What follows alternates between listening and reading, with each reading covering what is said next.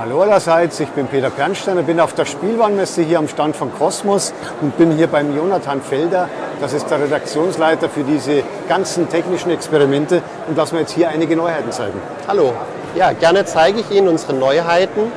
Ich fange mal mit der Wetterstation an. Das ist eine robuste Wetterstation für den Outdoor-Betrieb konstruiert, wo man Windgeschwindigkeit, Windrichtung, Niederschlagsmenge, Temperatur, Luftdruck ablesen kann und so auch mit Hilfe der Anleitung ein Wettertagebuch führen kann und ein wunderbarer Einstieg in das Thema Wetter für Kinder ab 8 Jahren. Geschwindigkeit ist ja gar nichts Elektrisches dabei.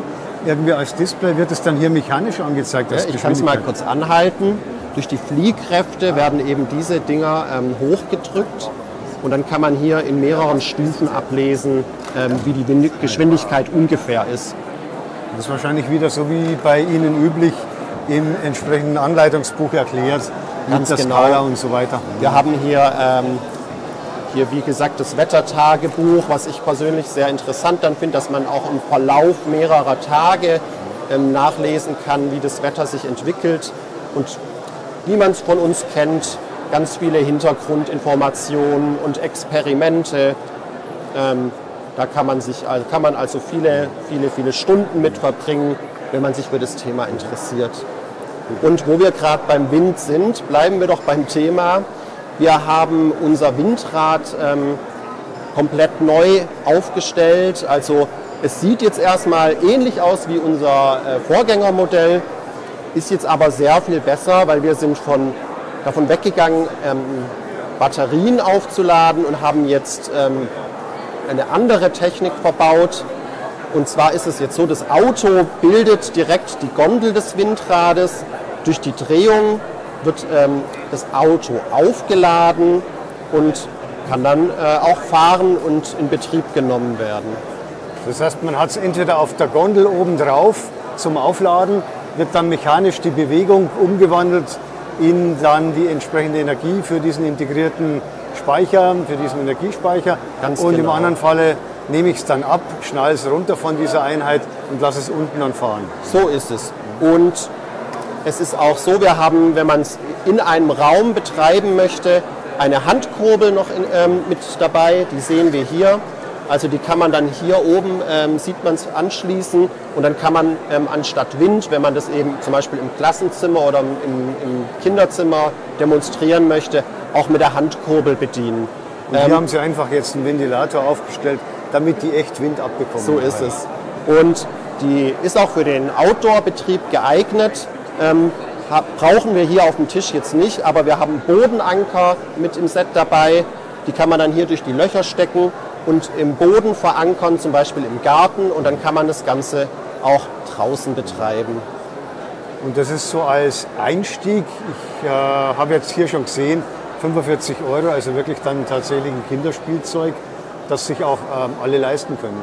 Genau, wir wollten ein schönes, wirklich großes Windrad, das aber noch bezahlbar bleibt und aber auch die Technik wirklich schön demonstriert. Also es ist, wie man es eben von Cosmos kennt, ein klassisches Lernspielzeug. Also man kann viel Spaß damit haben, aber man lernt auch noch was dabei. Gut. Wir haben in unserer 25 € Technikreihe ein neues Thema, das Thema Fliegen. Und wir haben, wie man es von der Reihe kennt, die gewohnte Verpackungsgröße, der gewohnte Preis von 24,99 €. Und wir haben hier einen Roboter zum selbst zusammenbauen und der hat eine große, starke Feder integriert. Und man kann den Roboter eben, wie man es hier sieht, aufstellen als Startrampe. Also rein mechanisch ein Roboter ohne Elektronik, Genau. nur mit der Federkraft dann. Und dann, was macht er dann, wenn er dann die Feder aufgezogen hat? Dann kann ich den als Katapult verwenden. So ist es. Ich kann hier meine Flugobjekte aufstecken, dann lade ich die Feder. Genau, wir können es auch mal direkt demonstrieren.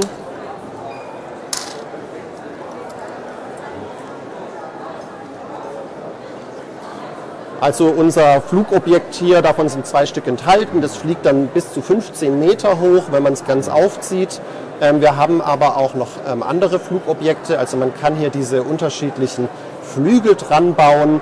Dann habe ich hier zum Beispiel ein Flugobjekt, das eine 90-Grad-Kurve fliegt. Ein flatterndes Flugobjekt. Da haben wir dann schönere Flugbewegungen. Ganz Können wir genau. da eine von denen auch mal nochmal zeigen? Ein Gleiter. Genau, können wir machen. Nachdem es gerade schön leer ist. Vorher war der Stand recht voll. Aber jetzt haben wir Glück, dass gerade mal etwas weniger Leute da sind.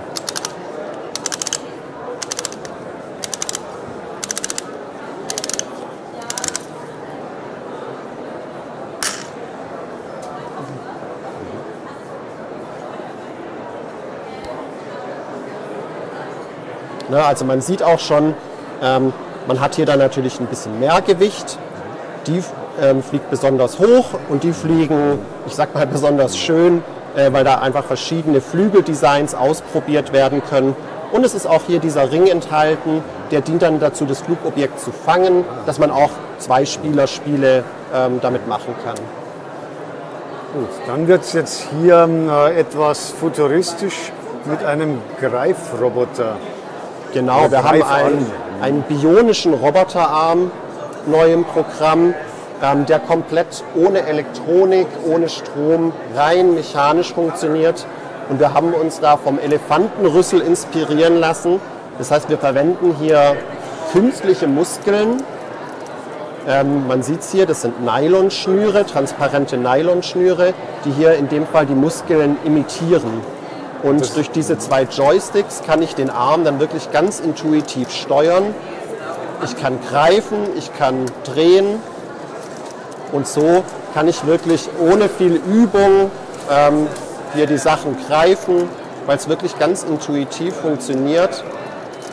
Ich habe auch noch ich kann den Greifer austauschen. Da haben wir einen Aalkopf drin, weil die Inspiration kommt auch ein bisschen vom Röhrenaal. Und kann ich es kurz zeigen? Kann man umbauen vom Robotergreifer zum Aal und damit kann man dann auch noch so ein paar Spiele spielen. Da sind noch so ein paar Garnelen dabei, die man dann fangen kann. Wir haben hier einen relativ anspruchsvollen Aufbau. Also das ist wirklich Teil des Produkts. Der Aufbau, der sehr lehrreich ist. Und man lernt bei dem Kasten viel über das Thema Bionik, Robotik.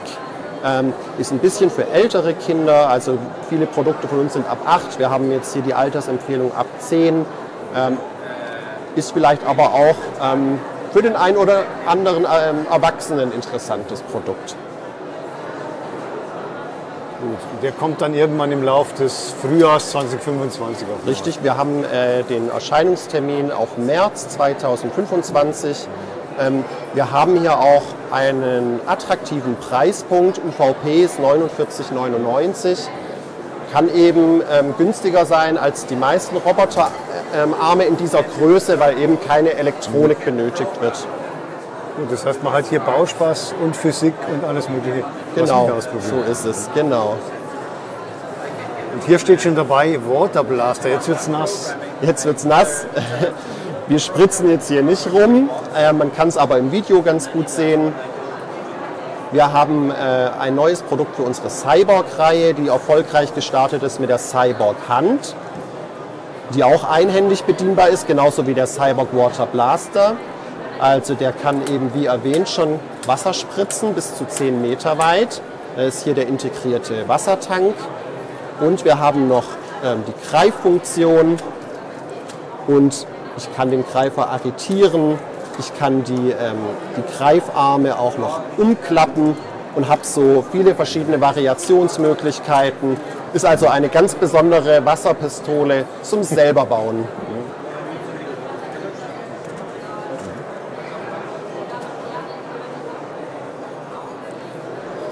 Und jetzt kommen wir zu unseren neuen Robotern. Wir haben den Dusty. Der Dusty ist ein saugstarker Helfer fürs Kinderzimmer. Und der Dusty hat, wie man sich eben vorstellt, von einem Staubsaugerroboter, ich mache ihn einfach mal an, saugt er. Aber das Besondere daran ist, er hat mechanische Sensoren. Das heißt, er erkennt zum Beispiel Kanten, er erkennt Hindernisse auf seinem Weg, ändert dann entsprechend die Richtung und kann so durch den Raum navigieren. Also nicht ein Fotosensor, sondern rein mechanisch, Genau. also dann, weil er ein Hindernis mechanisch spürt, funktioniert mit Umlenkmechanik dann auf die Art und Weise und der ändert die Richtung zum Beispiel. Ganz genau. Und das ist wirklich eine sehr interessante Mechanik.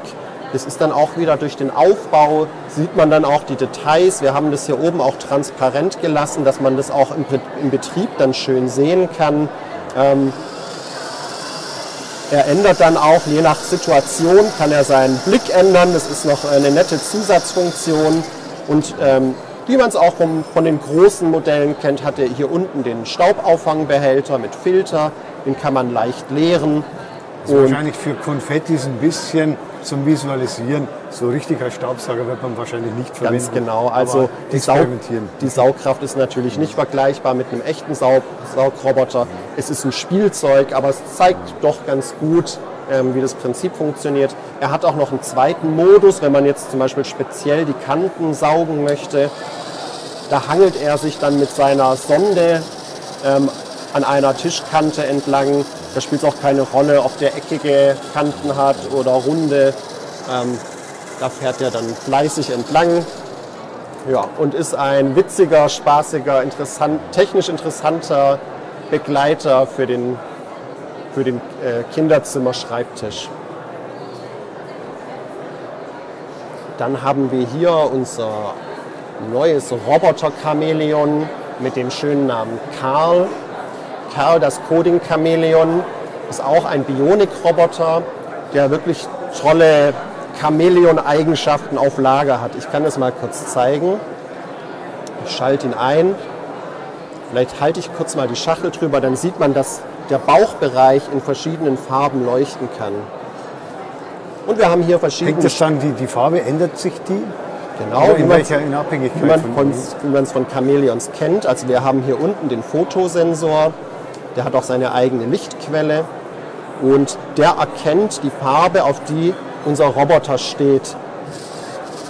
Und wenn er sich jetzt fortbewegt, sieht man ganz schön, wie er seine Farbe dem Untergrund anpasst. Und er hat vorne einen zusätzlichen Sensor, einen Infrarotsensor, mit dem er Entfernungen messen kann. Und wenn er jetzt, ich sag mal, in der richtigen Distanz ist, dann sieht er die Chance gekommen, um Beute zu machen. Muss ich jetzt nochmal, weil ich zu nah dran war. Ja, er schießt seine Zunge raus und fährt sie dann auch wieder ein direkt. Und bewegt dabei auch Chamäleon typisch seine Augen. Er hat bewegliche Beine, einen beweglichen Schwanz und wir haben verschiedene Sticker für die Augen, die man selber gestalten kann oder auch schon vordefinierte. Also ein wirklich interessanter Roboter, der, wie man es von der Bionik kennt, eben die Natur nachahmt. Und Funktionen kann er dann noch ändern? Haben Sie hier noch Kärtchen liegen? Ja, genau. Das will ich natürlich nicht unterschlagen. Man kann Karl programmieren. Hier jede Farbe steht für eine Funktion, die Karl beherrscht. Und dann kann ich zum Beispiel sagen, geh nach vorne, geh zurück und schieß mit der Zunge und mach das Ganze in der Dauerschleife. Und so kann ich Karl wunderbar und auf wirklich kindgerechte Art und Weise programmieren. Ich habe dann, wie gesagt, zwei wirklich interessante Spielmodi und den Programmiermodus.